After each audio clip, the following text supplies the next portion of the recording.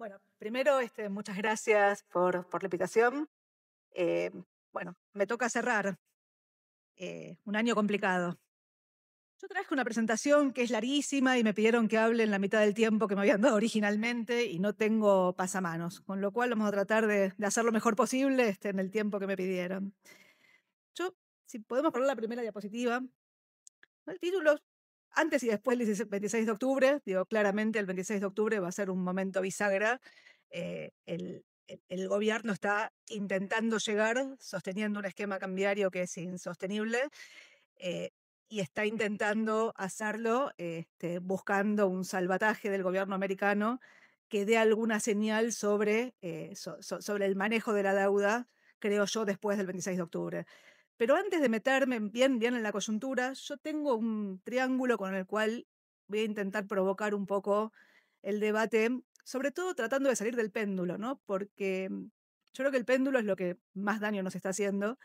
eh, y lo que digo es, una vez que el país llevó eh, el balance del Banco Central o terminó de romper el balance del Banco Central, como ocurrió en Argentina, producto de un abuso del financiamiento monetario, un uso de reservas que te dejó con reservas negativas y un excedente de pesos en la economía que la sociedad no demandaba, para lo cual tuvimos que poner controles de capitales y como contracara de ese balance del Banco Central, teníamos una tasa de inflación que corría al 12% por mes, una enorme distorsión de precios relativos, y yo acá hago hincapié en lo que era la dinámica previa. Yo digo, precios de tarifas de servicios públicos muy baratas que no cubrían los costos y cuyos costos se cubrían con subsidios. Del otro lado había precios caros, producto de una economía que de alguna forma se había cerrado, en un contexto donde el dólar se había atrasado y para sostener la demanda de pesos habíamos puesto un cepo que te dejaba una tercera inconsistencia, que era una brecha cambiaria muy alta. En ese contexto de brecha cambiaria alta, tasa de interés negativa, la lógica era, yo digo, tomarle todos los pesos al Banco Central, al sistema financiero, a tasas negativas, comprarle todos los dólares al Banco Central, y si podías de alguna forma vender en un mercado de precios descuidados, la verdad es que funcionaba relativamente bien. El problema de eso era el vaciamiento del balance del Banco Central, y la contracara de ese vaciamiento del balance del Banco Central era la aceleración inflacionaria que te estaba de alguna forma llevando puesto. Entonces yo provoco con este triángulo y digo, ¿cómo hacemos para salir de este esquema? ¿No? Porque digo, claramente lo que describía recién Pichetto es una dinámica exactamente opuesta. Tasas de interés extraordinariamente altas para sostener una demanda de pesos en una economía que sacó todos los controles de capitales, o que sacó buena parte de los controles de capitales, que abrió la economía para intentar bajar los precios de los bienes mientras subía los precios de las tarifas y terminó de reventar a los sectores productivos. Y la verdad que si uno describe este péndulo y se va para atrás, este péndulo es el que trascendió a la economía argentina desde que yo tengo uso de razón, digo. La previa al gobierno militar, Martínez de Oz. Salimos de Martínez de Oz, cerramos la economía, los 90, abrimos la economía, cerramos la economía, los 2000, volvimos a abrir la economía. Y la verdad que no es ni lo uno ni lo otro. O sea, en alguna medida vos requerís estabilizar. Y estabilizar, de alguna forma, yo lo simplifico en ese triángulo, digo, requiere manejar los tres vértices en simultáneo. Y los tres vértices son un programa macro, que ahora voy a tratar de hablar sobre lo que implica un programa macro, qué es lo que hizo Milei en términos de programa macro y dónde estamos parados a hoy. De nuevo, en la coyuntura que describí cuando arranqué, yo digo un programa microeconómico, y cuando hablo de la microeconomía, uno podría hablar de un montón de cosas, pero yo marco ahí dos en ese triángulo y digo, una es un aumento en la productividad sistémica que te permita abrir la economía sin reventar a los sectores productivos. Y la segunda es una consolidación fiscal sostenible que no esté basada únicamente en reventar los ingresos de la sociedad, jubilaciones, salarios públicos y demás. Eh, Ahora volvemos a la agenda micro.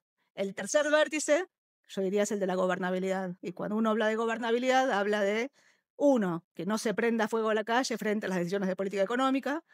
Dos, que pasen por el Congreso las reformas que necesitas para asegurar que, de nuevo, la agenda micro y la agenda macro sean sostenibles en el tiempo y que la justicia no las anule en un país federal donde el Senado está manejado básicamente por los distritos, por las provincias. Y el último punto de la gobernabilidad que está puesto allá es que se extienda el horizonte de las decisiones. Y que se extienda el horizonte de las decisiones implica que las decisiones de política económica y fundamentalmente las que tienen que ver con el endeudamiento, bueno, perduren a través de los gobiernos. O sea, no hay forma de recrear la moneda y de recrear el crédito si no alargas el horizonte de las decisiones. Y yo pongo el ejemplo de una empresa. Una empresa puede tener un problema de deuda. Para resolver el problema de deuda, necesariamente tiene que resolver la caja. Ahora, vos resolvés un problema de deuda y resolvés la caja y no tenés un modelo de negocios y no funciona. Ahora, vos podés tener el mejor modelo de negocios y tenés un problema de deuda y tampoco funciona. Entonces, digo, no podés trabajar con dos de los tres vértices.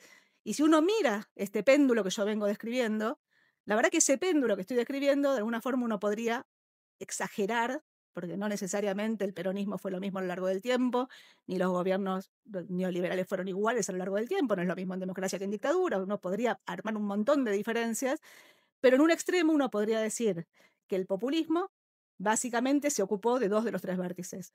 Se ocupó de la micro y de la gobernabilidad. ¿Qué implica la micro? Implica que las empresas no quiebran y que la gente tenga trabajo. ¿Y qué implica la gobernabilidad? Bueno, digo, en un contexto donde las empresas no quiebren y la gente tiene trabajo, sostengo la gobernabilidad hasta que el intento de cerrar la economía para sostener el empleo y para sostener a las empresas y agudizar la distorsión de precios relativos con impacto en lo fiscal, me termina generando un abuso del financiamiento monetario que me termina rompiendo el vértice de arriba, la macro. Y cuando se rompe el vértice de la macro, finalmente la gente demanda un cambio y esa demanda de cambio, paradójicamente, viene con el que promete que puede amortiguar el shock apelando a la tarjeta de crédito. Y entonces vienen los gobiernos del otro lado. Vienen los gobiernos que se ocupan de la macro y de la gobernabilidad y se olvidan de la micro. Y para sostener la gobernabilidad, básicamente ocupándote de la macro, apelas al esquema de atraso cambiario, el carry como fundamento. El esquema de atraso cambiario al principio sostiene la gobernabilidad. Funciona. O sea, vos atrasás el tipo de cambio, aumentás los ingresos en dólares, en algún momento arrancaste con un tipo de cambio alto, digo, funciona y cuando se empieza a trazar el tipo de cambio en una economía que no hizo el salto en la productividad, no digo de la puerta de la fábrica para adentro, digo de la puerta de la fábrica para afuera, en términos de logística, en términos de sistema tributario, en términos de sistema laboral, en términos de, eh, ¿no? Uno podría, financiamiento, etcétera, etcétera, etcétera. Bueno, digo, el esquema de atraso cambiario me empieza a dañar las dos cosas, me empieza a dañar eh, las empresas y me empieza a dañar el empleo. En algún momento se me erosiona la gobernabilidad. Cuando se erosiona la gobernabilidad, los capitales que entraban aprovechando el carry terminan saliendo. Bueno, y llegamos a donde estamos hoy por hoy. Entonces la pregunta es, ¿cómo hacemos para trabajar con los tres vértices en simultáneo? Y creo que ese es el desafío, digamos, que tiene el país por delante. En ese desafío hay sectores, hay jugadores que se pueden adaptar al salto en la productividad. Yo siempre pongo el ejemplo, y por ahí no es el más feliz en este lugar, pero cuando uno habla de, vamos, la productividad de un aula, uno podría decir, bueno, la nota promedio de un aula, de los chicos que están dentro de un aula, es 7. O sea, hay dos formas de mejorar la productividad de ese aula. Una es mejorando la forma en la cual se educa, aumentando las horas de educación, aumentando la tarea que le hacen los pibes, reforzando que los pibes hagan la tarea, conversando con los padres, etcétera, etcétera, etcétera. O uno podría agarrar el listado de los chicos y de las notas que se sacaron, sacar a todos los que se sacaron de 7 para abajo y el promedio me aumenta automáticamente. Bueno, lo que digo es, ¿cómo hacemos para poder trabajar con los tres vértices? Ahora digo, eso es una utopía. Parados a hoy, de nuevo, antes y después del 26 de octubre, llegamos en una sociedad donde el péndulo, donde las elecciones terminan siendo binarios. O sea, las elecciones no son a favor de, las elecciones son en contra de uno o en contra del otro. ¿Sos anti-Cuca o sos anti-Milei? Bueno, esa es la opción que le están dando de alguna forma a una sociedad y donde paradójicamente el mercado que está o estaba financiando, si quieren, el modelo que tenías, y que básicamente sale despavorido frente a un resultado electoral adverso, de nuevo, el eje de la gobernabilidad, bueno, pasó el 7, perdón, el 7 del 9, el 7 de septiembre, resultado en la provincia de Buenos Aires totalmente distinto de lo que marcaban, como decía Pichetto, las encuestas, y terminaste generando una corrida de mercado que de alguna forma te llevó puesto. Entonces, ¿podemos poner la siguiente diapositiva?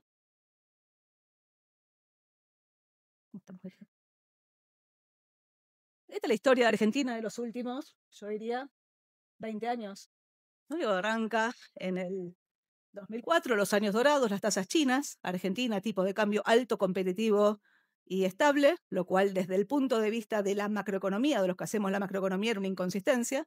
O sea, se mantuvo alto, competitivo y estable fundamentalmente porque el dólar en el mundo se devaluó y sobre todo nuestro vecino Brasil devaluó.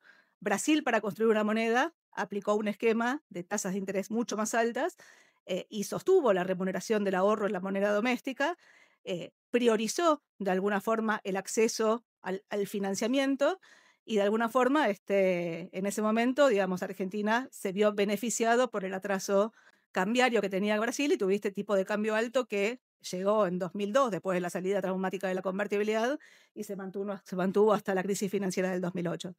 Tasas chinas entre 2004 y 2007, crisis financiera en 2008, y Argentina vuelve a crecer a tasas chinas, 2010-2011, probablemente 2010-2011 han sido los mejores años, digamos, para el sector, en gran medida con un aumento del salario en dólares del 50%, digamos, ningún aumento en la productividad te podía compensar semejante aumento del costo. La forma en la cual compensaste el aumento del costo fue cerrando la economía y permitiendo una distorsión enorme de los precios de los bienes locales.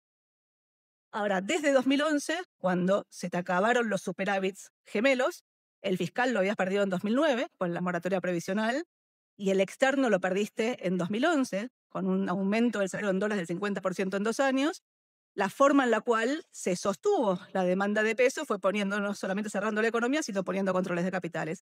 Y Argentina, desde 2011 hasta 2025, no crece.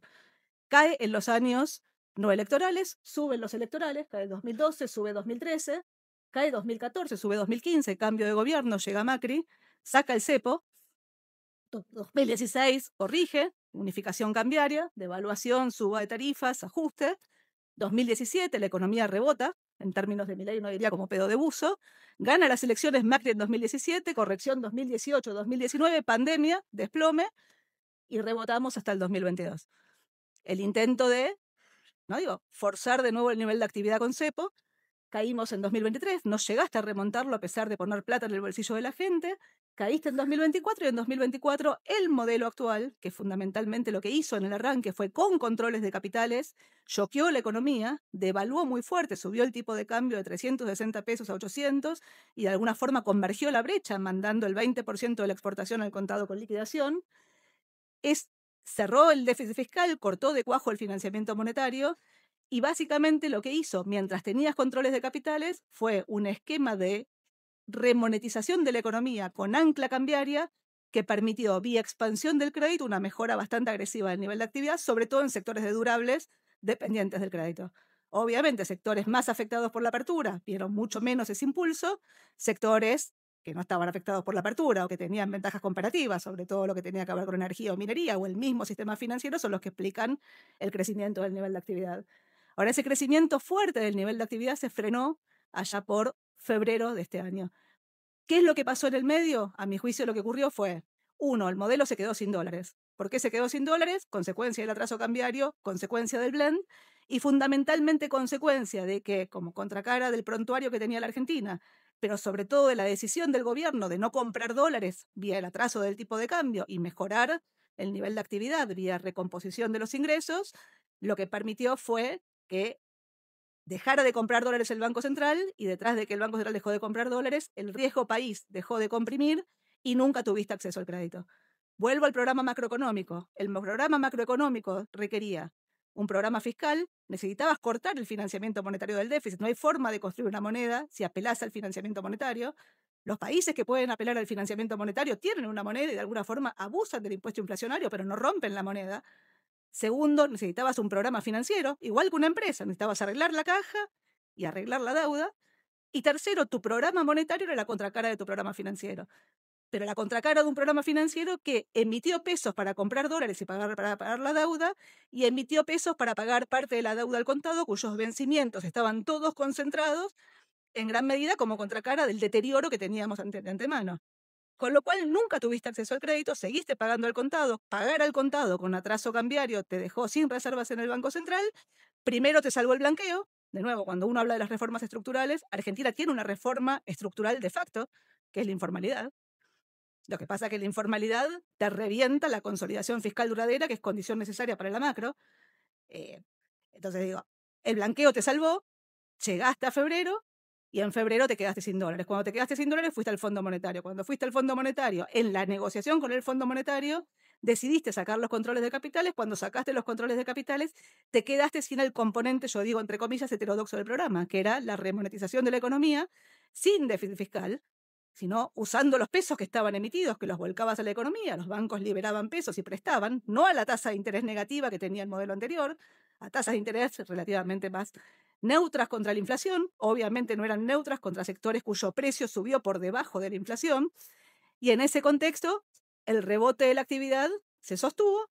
Cuando sacaste los controles de capitales y te quedaste sin dólares, la tasa de interés dejó de ser negativa, la tasa de interés empezó a ser positiva y empezó a ser extraordinariamente positiva cuando no solamente había sacado los controles de capitales, sino que te quedaste directamente sin dólares porque la estacionalidad, la oferta de dólares desapareció. Entonces, mandaste la economía a un esquema monetario muy contractivo en un contexto donde la política fiscal dejó de ser contractiva, pero era neutra. El ajuste monetario que hiciste te llevó a la economía, te llevó a la economía, fíjense ahí la caída que tenés, en el gráfico que sigue, ahora lo mostramos, la caída se ve mucho más, pero digo, en principio frenaste el crecimiento. Ahora, para mantener el nivel de actividad desde 2011, ahí está, ahí ven el crecimiento, el nivel de julio está casi 2% abajo del nivel de febrero. Si uno proyecta agosto, estás un poco más abajo. Si uno proyectará septiembre, estás más abajo. El arrastre estadístico o el nivel de crecimiento promedio que te iba a dejar el nivel de diciembre estaba en la zona del 5. Si uno proyecta el nivel del último mes, va a estar en la zona de 3. Y si uno proyectara para el año que viene, la verdad que lo más probable es que la economía no crezca. O sea, lo virtuoso, entre comillas, del modelo, de nuevo, en términos promedio, no en términos sectoriales, se terminó de trabar en el momento donde no es que sacaste los controles de capitales, sino que sacaste los controles de capitales sin haber tenido acceso al crédito y el intento de seguir pagando al contado, de alguna forma te llevó puesto, y es lo que se está discutiendo hoy. Si uno tiene que preguntarse cuál es el tipo de cambio que te permite pagar la deuda al contado con la cuenta capital abierta, bueno, es un tipo de cambio muy alto que te lleva puesto no solamente la inflación, sino fundamentalmente la gobernabilidad. Y esa es la discusión que está detrás de donde está. Pongamos un segundo gráfico anterior. Cuando uno mira el estancamiento crónico que tiene la Argentina desde 2011 hasta hoy, básicamente lo es con una tasa de inflación que empezó a subir. Esa tiene una tasa de inflación promedio trimestral base anual. Si ustedes miran ese gráfico, que ya no está más, pero imagínenlo, ahí está. Tiene una tasa de inflación del 25% por año, tiene picos cada vez que devaluaron. Fíjense, el primer pico es enero de 2014, la devaluación de Kichilov. El segundo pico es enero del 2016, la devaluación de Macri cuando unifica el mercado cambiario. El tercer pico es 2018-2019, donde ya no hay un pico, sino que hay un salto de nivel. La inflación pasa del 25% anual al 50%. 2020 con la pandemia, todos encerrados, nadie fijaba un precio, la inflación vuelve a caer. 2021 vuelve al 50, 2022 va al 100, 2023 va al 200. En un contexto de tasa de interés negativa, escasez de dólares y brecha, todo el mundo se sentó sobre los stocks y todo el mundo apeló a la tasa de interés negativa para financiar la duplicación, triplicación o lo que sea de los stocks.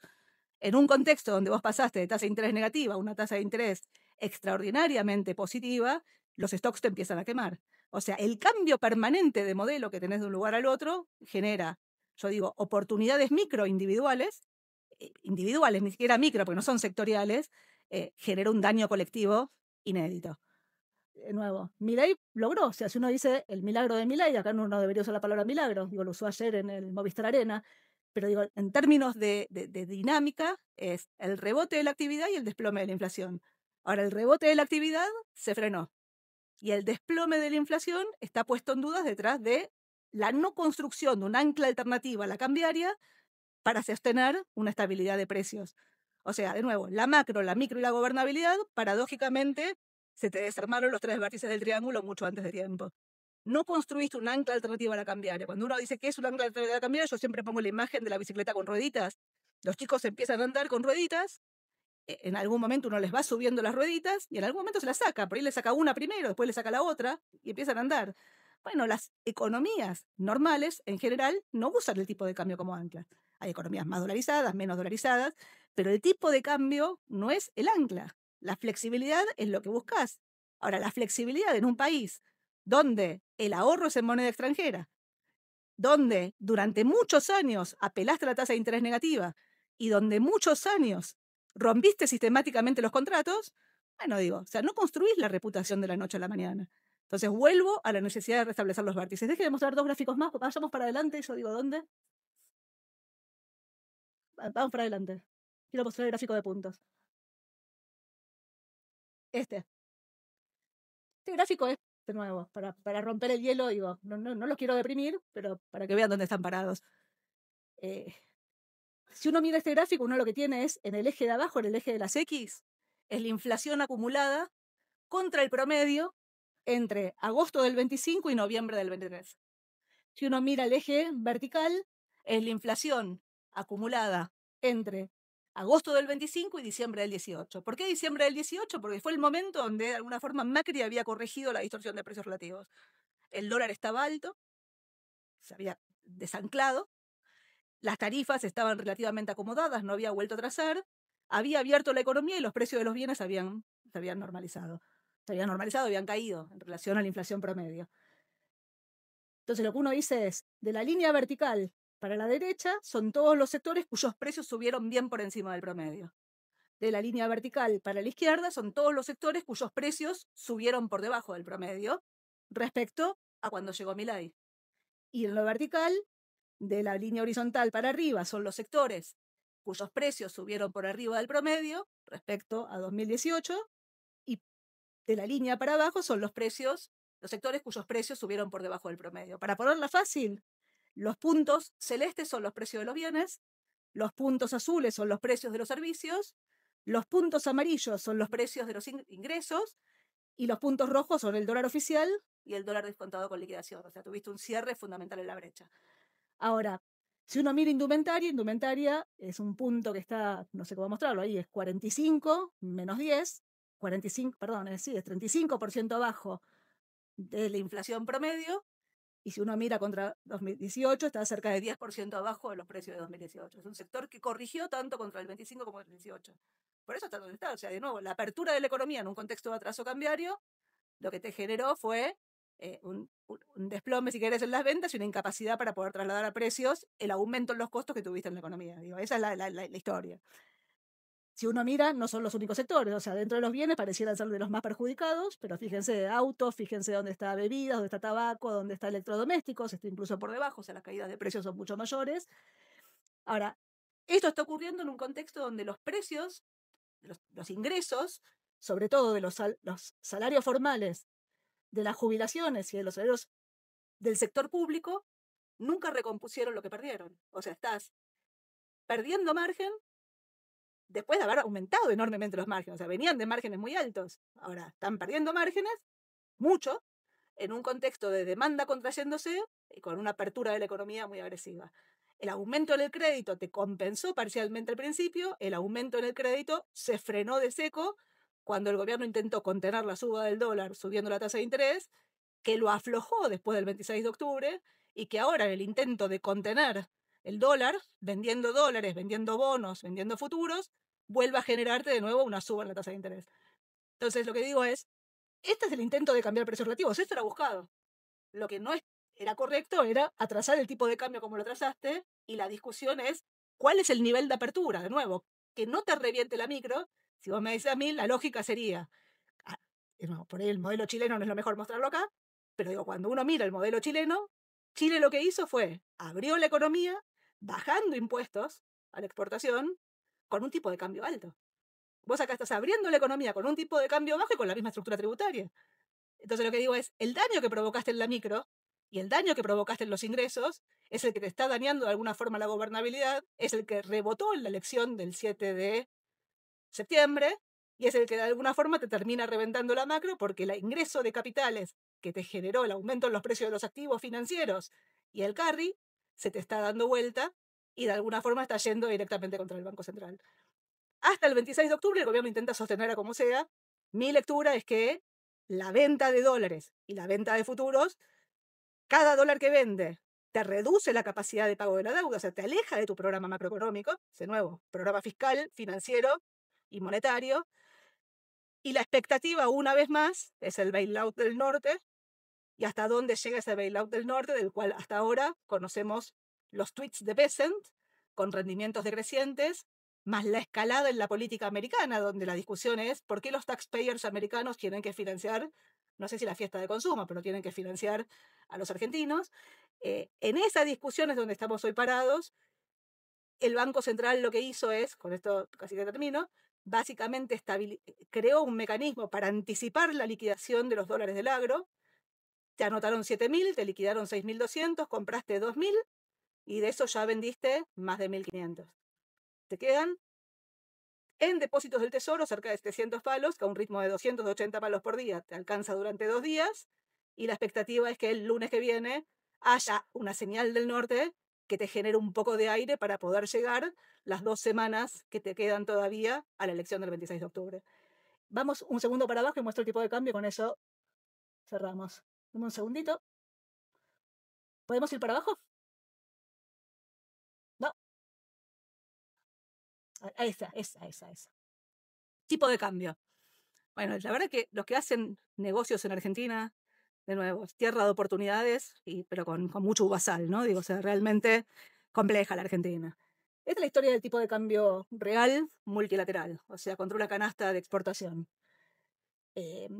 La línea azul es el tipo de cambio oficial, la línea verde son los periodos de brecha cambiaria, está puesto a precios no de hoy, porque hoy valía 1.430, pero son a precios de hace 2 días atrás, 1.425. Y ahí yo mostré algunos números para empezar a mirar. Si uno tiene que medir los pisos de tipo de cambio, cuáles son los niveles mínimos de tipo de cambio, la convertibilidad, un nivel de 900 a precios de hoy, 2015, pero con cepo y con brecha, y tenías un tipo de cambio más parecido a 1.000 a precios de hoy, uno diría el tipo de cambio de salida de masa, fíjense ese pico para allá abajo tan fuerte, después de la devaluación de masa de agosto, y el traslado a precios casi inmediato que tuvo la devaluación de masa en un contexto de brecha cambiaria, o sea, devaluó y pisó el tipo de cambio. Y hace 2 meses atrás, cuando en el esquema de Toto Caputo de bandas, después del acuerdo con el fondo, decidió no comprar dólares y llevar el dólar hacia el piso de la banda, y el tipo de cambio financiero, que valía 1.400 pesos en febrero, lo llevó a 1.100 pesos. Ese era un tipo de cambio puesto a hoy en la zona de 1.000, abajo, un poco abajo de 1.100 pesos, digamos, para la inflación que tenés. Esos son los pisos. Hoy estás en un tipo de cambio de 1.430, o sea, es una mejora del tipo de cambio respecto al piso, que de nuevo, en un contexto recesivo no te sirve para mucho.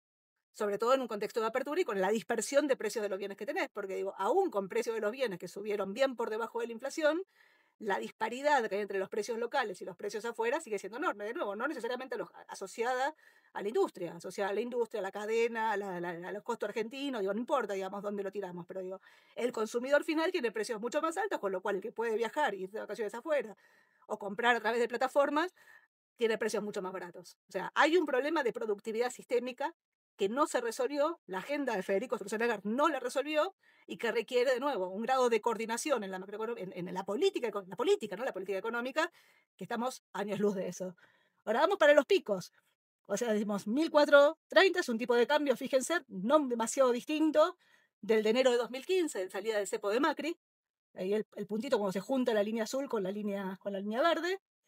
Es un tipo de cambio que uno podría decir no es demasiado distinto que el que tenías en 2011, cuando Cristina ganó con el 54% de los votos, después de haber subido 50% el salario en dólares. Tipo de cambio bajo en la comparación, pero mucho más alto que los que tuviste en los mínimos. Ahora, es un tipo de cambio al cual la salida de capitales se sostiene. Y es un tipo de cambio al cual la Argentina no tiene acceso al crédito. Entonces, vuelvo a la pregunta, ¿cuál es el tipo de cambio que me permite pagar la deuda al contado con la cuenta capital abierta? Vos me decís, ¿vos querés cerrar la cuenta capital? No, yo no quiero cerrar la cuenta capital. Lo que digo es, si vos tenés la cuenta capital abierta, y en la Argentina el deporte nacional es comprar dólares, sobre todo cuando está barato, y pensás que va a subir, bueno, digo, la verdad es que no es el tipo de cambio que te equilibra la cuenta corriente, o sea, no es el que te lleva el nivel de importaciones muy abajo. Y si encima tenés riesgo de repago de la deuda, el tipo de cambio es mucho más alto. Entonces, miremos los niveles de tipo de cambio en los picos. El primer pico es el de 2002. Tipo de cambio de 2.900, ahí todos eran competitivos. Tipo de cambio de 4, pasaste de 1 a 4, la inflación fue 40% el primer año, el tipo de cambio bajó a 2.80, 2.900 pesos. Es un tipo de cambio de overshooting, es un tipo de cambio que te revienta la gobernabilidad. Digo, ese lo puso Duhalde, pero la culpa la tuvo de la Rúa. O la convertibilidad, como quieran. El segundo nivel de tipo de cambio muy alto es el de salida o de ingreso de Milei, o sea, el de arranque de Milei. Fíjense, 2.300 pesos. El de 2.900 era un tipo de cambio con la economía que no estaba pagando la deuda en default, con corralito, y era un tipo de cambio con controles de capitales. El de arranque de no con cepo, con controles de capitales. El de arranque de Milei, 2.300 pesos, o 800 pesos de arranque, de 360 a 800, que duró 2 días, porque la inflación ya era mucho más alta, la inercia inflacionaria era más alta y el atraso cambiario se mantuvo, porque 23% de inflación, 25% de inflación, 20% de inflación, al mes siguiente, después recién bajó al 11, después bajó al 8 y recién, después bajó a la zona del 4, 2.300, pero de nuevo, con certeza sobre el pago de la deuda, porque a ese nivel de tipo de cambio el Banco Central compraba dólares, pago en cuotas de importaciones, y una economía que venía recontra sobre estoqueada, no digo que vendió los dólares. Hoy tenés la cuenta capital abierta, de nuevo, no plenamente, pero el rulo hizo que la brecha sea muy chiquita. El rulo lo está cerrando, la brecha ya no es 0, es 10%, pero digo, tenés un nivel de brecha. Si uno mira para atrás, el nivel de tipo de cambio de salida de Macri, ya lo mostré, estás en la zona de 1.400. Los picos de 4.000 o de 3.900 son los picos de brecha cambiaria. Entonces, vuelvo, digo, ¿cómo sigue esta historia? Digo, yo cuando a mí me preguntan esto, y sobre todo cuando hablo con politólogos, yo les doy vuelta a la tabla y les digo, cuando me preguntan a mí, ¿cuál va a ser el tipo de cambio en marzo del año que viene, para poner una fecha? Bueno, decime cuál es la gobernabilidad, cómo se arma la gobernabilidad después del resultado de la elección que vamos a tener el 26 de octubre. Si vos me decís cómo se arma la gobernabilidad y en qué medida se plasma la ayuda del gobierno americano respecto al sendero que tiene la Argentina para dar certeza sobre los pagos de la deuda, yo te digo cuál es el tipo de cambio. Si no tenés certeza sobre los pagos de la deuda, el tipo de cambio es mucho más alto. La posibilidad de seguir de largo con este esquema, mi lectura es que no está. Si vos escuchás a Bessent y preguntás cuáles son las condicionalidades de lo que no sabemos qué es todavía, bueno, tenés que cumplir con lo que te comprometiste con el acuerdo con el fondo. Y el acuerdo con el fondo básicamente requería comprar reservas. O sea, un país sin crédito es como una empresa sin caja que tiene que enfrentar pagos de la deuda y no los puede pagar. O sea, es lo mismo. Entonces lo que digo es, ¿cuál es la dinámica hacia adelante? Yo lo tengo atrás, no lo voy a mostrar ahora porque me paso mucho de tiempo, pero digo, fundamentalmente la pregunta es, ¿dónde equilibra el tipo de cambio? Va a depender de la gobernabilidad y va a depender fundamentalmente del esquema que consigas de refinanciación de la deuda. La segunda pregunta es, yo creo que recalibra. La segunda pregunta es si tenés chances de recalibrar y anclar, que es el escenario promedio de los consultores, un tipo de cambio, pongámosle 1.700 pesos, que ancle y que permita que la inflación pegue un salto y vuelva a bajar. O vas a un escenario más parecido a lo que fue 2018, donde la deuda estaba de alguna forma asegurada, 2018-2019, inicialmente con la tasa de interés muy alta, después la tasa de interés bajó, pero el tipo de cambio que había arrancado en 17 pesos terminó en agosto del 2018, 17 pesos en la elección de 2017, en agosto de 2018 en 40. En ese escenario la tasa de inflación el año que viene va a ser mucho más alta y el nivel de actividad, que en promedio el primer escenario se mantiene quieto, probablemente tengas una caída. La pregunta del millón, de nuevo, es por la gobernabilidad, y yo diría que la única pregunta relevante, y que creo que no hay respuesta, es en qué medida el que venga tiene alguna capacidad para empezar a dar una respuesta a los 3 vértices del triángulo que mostré antes, y que la verdad que ponerlos en una diapositiva es recontra fácil, y terminar de armarlos en la política diría que es muy difícil, sobre todo cuando la discusión de la política en Argentina es la que estamos viendo, ¿no? Digo, yo con esto termino y bueno, muchas gracias de nuevo por la invitación.